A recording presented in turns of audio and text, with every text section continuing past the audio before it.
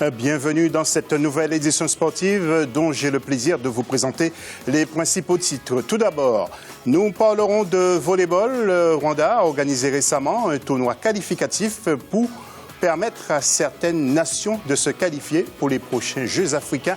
Nous ferons le point. C'est reparti pour un prochain tour de la Coupe de la Confédération. Ça, c'est en football avec cette fois les équipes de la Ligue des Champions reversées dans la compétition. Nous ferons le point dans quelques instants. Et puis, qui sera le vainqueur final au Tour du Togo? Eh bien, tentative de réponse dans ce journal. Le Rwanda, le Burundi, le Kenya et l'Ouganda ont disputé un tournoi à Kigali en début du mois de mai 2015. L'objectif était de se qualifier pour les Jeux africains 2015 de Brazzaville en volleyball. Le Rwanda a obtenu son ticket de justesse devant le Kenya. Retour sur cet événement avec Olive Adjakotan. L'équipe nationale masculine senior de volleyball du Rwanda participera pour la deuxième fois consécutive aux Jeux africains. Les locaux ont obtenu leur ticket pendant la prolongation face au Kenya, le lundi 4 mai 2015 au stade Amahoro de Kigali, lors de la finale des éliminatoires de la zone 5.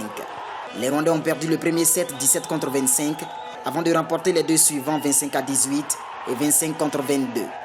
Mais les locaux vont encore concéder le quatrième set 25 à 27 dans un match à suspense. C'est finalement dans le cinquième set que les locaux feront la différence. Ils remportent cette prolongation 15 à 7, synonyme de qualification. Content pour cette victoire. On a vite travaillé beaucoup et on a gagné. Merci à Dieu, merci aussi à mes coéquipiers.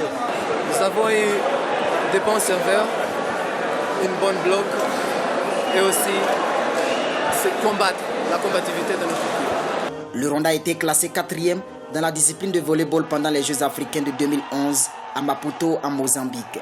Et pour les prochains Jeux africains, prévus en septembre 2015 à Brazzaville au Congo, l'équipe nationale nourrit de grandes ambitions. Cette fois-ci, on y va pour une médaille.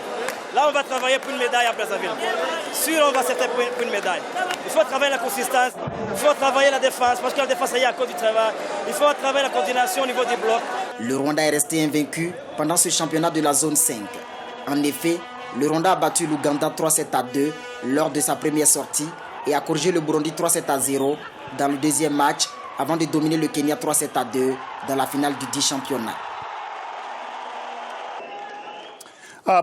Après le volleyball, place au football avec la Coupe de la Confédération. Les premières équipes qui seront citées dans quelques secondes pour les matchs à venir ont été éliminées en Ligue des Champions et reversées en Coupe CAF. Voyons donc le programme de ces matchs du 15 mai à Léopard. Vous le voyez, Wari Volms, Espérance sportive de Tunis contre Accra Hearts du Ghana, Raja Club contre Étoile sportive du Sahel, AS Kaloum, Orlando Pirates, Sangabanan des Zamalek, Stade Malien, AS Vita Club de RDC Al-Hali, club africain et club sportif sfaxien contre la SEC Mimosa. Sami Moshtabi, notre éditorialiste, nous dit justement comment voit-il ces rencontres. Écoutez ce qu'il nous confie.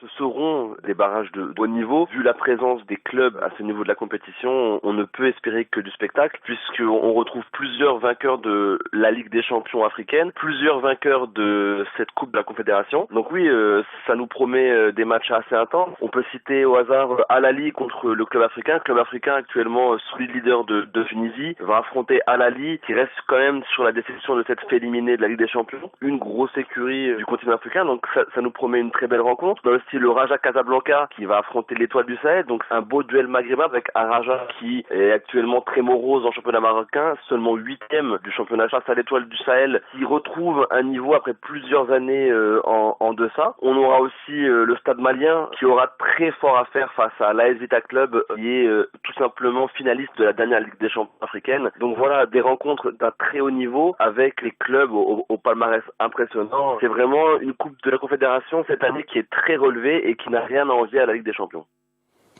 Restons dans le football avec Luis Fernandez, confirmé au poste de sélectionneur de la Guinée, avec à ses côtés Kaba Diawara et Amara Simba. Nous avons pu joindre au téléphone le nouveau sélectionneur qui nous parle justement de la durée de son contrat et de ses ambitions avec le Sili national. Le contrat contrat, il est jusqu'à ce que je pense toujours, c'est qu'il y a un objectif premier, c'est une qualification à la CAN. Ensuite de la CAN, on verra où on en sera, qu'est-ce qu'on aura fait ensemble, parce que je pense qu'un chemin, c'est pas d'essayer de mettre beaucoup d'années, parce qu'après c'est des problèmes et des soucis. C'est certes, on a fait un contrat qui soit le mieux spéculé pour que tout le monde soit content et qu'il soit fait dans le bon ordre. C'est pour ça que ça met un peu de temps. Ensuite, mes objectifs, c'est d'aller qualifier cette équipe. Je suis très attaché à cette équipe parce que je commence à la connaître, je commence à la voir, je commence à l'observer. Je trouve qu'on a un réel potentiel, un vrai potentiel, et je pense que dans les 2 ou 3 années à venir, je pense que cette équipe guinéenne fera peut-être partie, à mes yeux, des meilleures équipes africaines. Voilà pourquoi je m'engage dans cet objectif-là, même si on part de loin, c'est pas grave.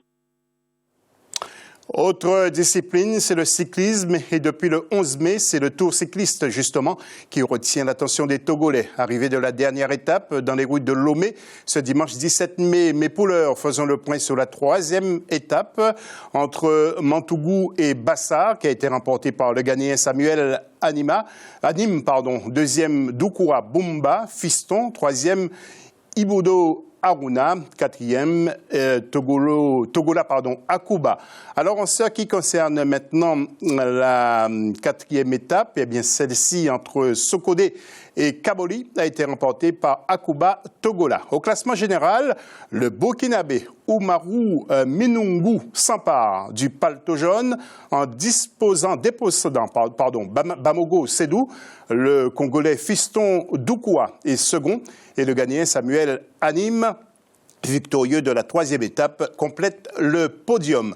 Alors, ce vendredi 15, 5e étape entre Tchamba et Soto-Boua. Ensuite, samedi 16, 6e étape, Kapalimé Danil. Et dimanche 17 mai, 7e et 8e étape, avec une arrivée dans les rues de Lomé. Nous allons clore ce journal avec maintenant justement l'histoire des primes impayées aux joueurs de football ivoiriens de la sélection. Eh bien, ces impayés ont eu justement des conséquences. La première, eh bien, c'est un nouveau ministre, M. François Albert Amicha, qui remplace Alain Lobognon à la tête du ministère de la Jeunesse et des Sports et des Loisirs. Et sur Twitter, Alain Lobognon a déclaré qu'il va saisir en justice tous ces accusateurs. Dossier à suivre, bien sûr, sur Africa 24. Fin de ce journal. D'autres infos dans quelques instants sur Africa 24, avec, bien entendu, un nouveau journal.